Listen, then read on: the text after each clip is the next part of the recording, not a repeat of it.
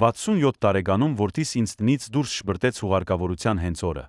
երբ տան բակում դեռ խնկի հոտն էր տարածված, իսկ հարանների մեղմլացի ձայները դեռ չէին լռել, որդիս շրջվեց դեպի ինձ ու ասաց.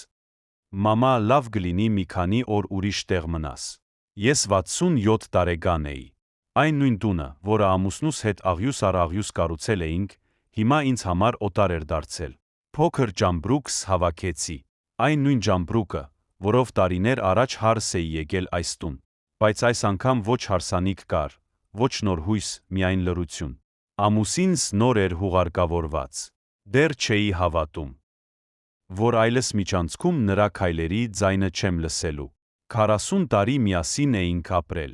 Միասին դժվարություններ էինք հաղթահարել, պարտք տվել ու պարտք վերցրել, անփող գիշերները ծիծաղով էինք լուսացրել։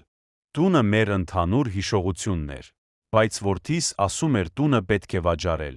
Ասում էր ծախսեր կան։ Ասում էր իր բաժինն է ուզում։ Իսկ ես։ Իմ բաժինը որն էր։ Այն տարիները, երբ իմ երիտասարդությունը նվիրել էի այս ընտանիքին։ Այդ գիշեր մնացի քրոջս տանը։ Արցունքներս անձայն էին հոսում։ Ոչ թե անօգնականությունից, այլ կոտրված սրտից։ Կարծում էի, ամեն ինչ ավարտված է։ Բայց 3 օր անց հեռախոսը զանգեց։ Նոտարական գրասենյակից էր։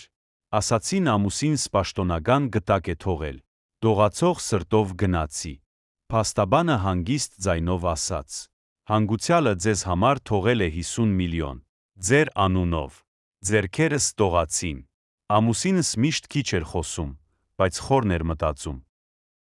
Նա հասկացել էր, որ մի օր գուցե մենակ մնամ։ Հասկացել էր, որ նույնիսկ զավակի սիրտը կարող է մի օր փոխվել։ Այդ 50 միլիոնը պարզապես գումար չէր։ Դա ապահովություն էր, հարգանք էր։